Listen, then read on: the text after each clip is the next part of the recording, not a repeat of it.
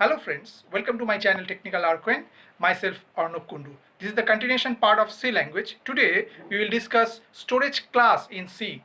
Basically there are four types of storage class are there, and the storage class can be declared using keywords. Okay, and the four keywords which are used for a storage class is concerned, and they are auto, another is your static, another is your extern, and another is your register. Okay, so we will discuss elaborately, so just go to the computer screen.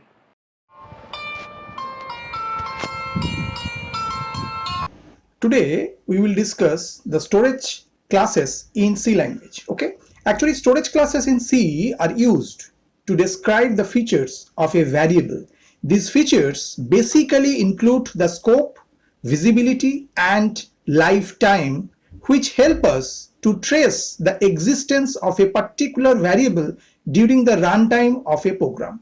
Okay, C language uses four storage classes, and they are auto, static, register, and extern. Basically these four actually a keyword in C language. Okay, and we have provide this table. There provide the four types is there: the auto, static, register, and extern, and they are the storage classes. And what are the features? The scope, lifetime, initial value, and the location.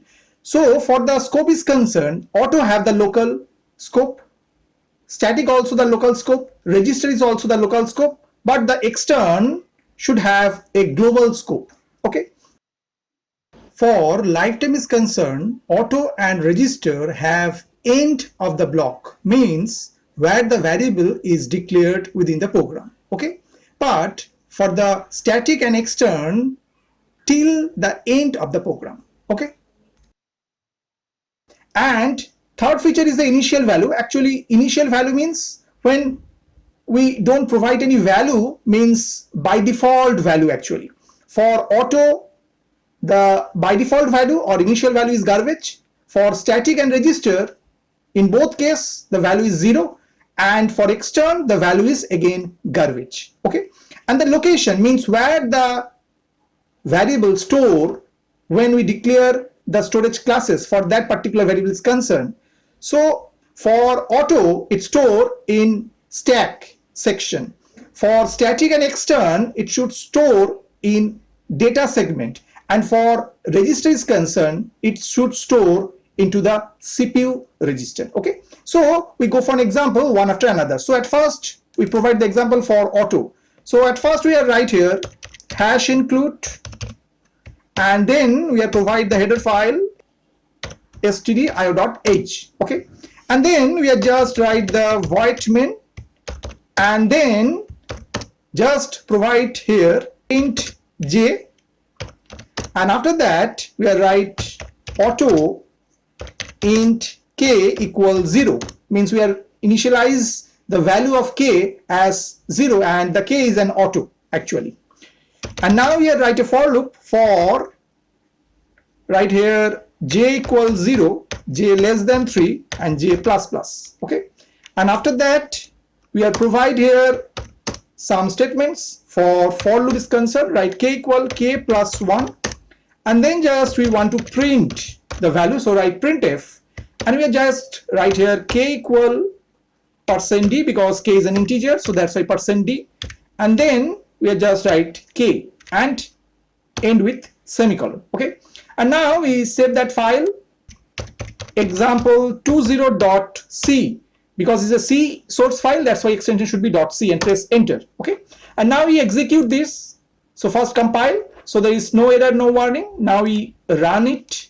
So what happened? It's provide k equal to 1, k equal to 2, k equal to 3. Why? Because whatever the value we are providing here, the k just incremented, and every time it is incremented, and every time it's print whatever the value k equal to 1, k equal to 2, k equal to 3 in that way, because at first 0, so the loop will rotate 3 times. So at first k value is 1, that's why it's print 1. After k is incremented, k value is 2.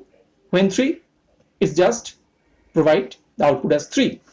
And should remember, So in that case, the k variable is a auto, but also remember the j is also an auto. Means if we don't provide any storage class for a variable is concerned, the variable also by default auto. Okay. Now we change the program. Whatever we are write this auto int k equal to 0 semicolon, we just change the statement from that part to given in that part. Means we are providing now auto int k equal to 0 within the for loop. Okay.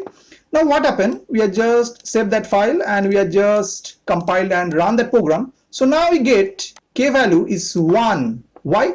Because every time when it enter within this for loop, every time k value is initialized with 0. So that's why whatever the increment is concerned, again the value is changed because every time the value of k will be 0. Okay, j is 0, so k value is 0, so k is increment 1, so that's why k is 1. But when j value is 1, so again k value is 0, that's why k value again 1, so that's why it print all 1. But when we put this statement in that position, so we get the k value is 1, 2, 3 in that way. Okay, now we provide the example for static storage class. So what happened here, we don't provide the auto, we are just provide here static, right? We are just provide the storage class static, means now we are declare static int k equal to 0. So now what happened, just save that file and we compiled and run that program. Now we get the k value is changed, but every time the k value is given, when it enter within that, the k value is 0. So for auto is concerned, it print every time k equal to 1. But for the static storage class is concerned, what happened? Local variable which exists and retains its value, means it never reinitialized. Means whatever the last value of k, it's 1, so it never initialized with 0. So that's why it print second time k equal to 2, and also the third time k value is 3. Means not like your auto that it every time change its initial value. So for the static is concerned, the initialization is just done only one time. Okay. Now go for the example for register storage class. Okay, just within the main function we are just write here register. Okay, so register is a keyword, and then suppose we write int x equal to 10 simply, and then just write print, means we want to print the value of x, so just write x equal and provide %d because x is an integer, and we are just write here comma x and put semicolon after this parenthesis. Okay, and just save that file and just execute, compile and run the program. So what happened, we get x equal to 10. Means here what happened, there have no change actually, it's similar like your auto variable, but only difference is that the storage class is register, that means the variable x store within the CPU register. Okay, now go for example for extern storage class. Okay, so at first we write here simply a single statement, just write int x equal to 10 simply, and we want to save that particular file, means we want to save this source code in a particular source file. Suppose provide the name, suppose we provide a.c. okay, simply, and now we want to write a program. Again, suppose we write here hash include stdio.h. Now we want to include that file a.c within this source file, so just write hash include, and within double quote we are just write the name is a.c. Okay, now after that we just write some statement. So at first we are write void main, and then within this main function we write here extern int x, means now we are declaring the x as an global variable, means whatever the variable declare within the file a.c, now we want to access it, so that's why you provide the extern keyword. So extern is a keyword and it provides x as a global, means x now treat as a global. So now if we want to print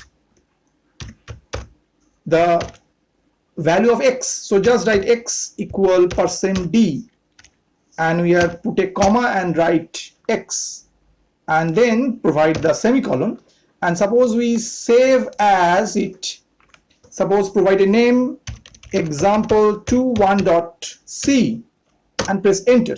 Okay, so if we execute, so we get x equal to 10. But should remember, here we not define the value of x because the x value is defined within the file a.c and we are just access it. And how? Because we are defining extern, means x now treat as a global variable, means its scope is global and its lifetime till the end of the program. Okay, I hope that you have understood today's topic. For more videos, keep watching my channel Technical Arquin. Thank you and bye bye.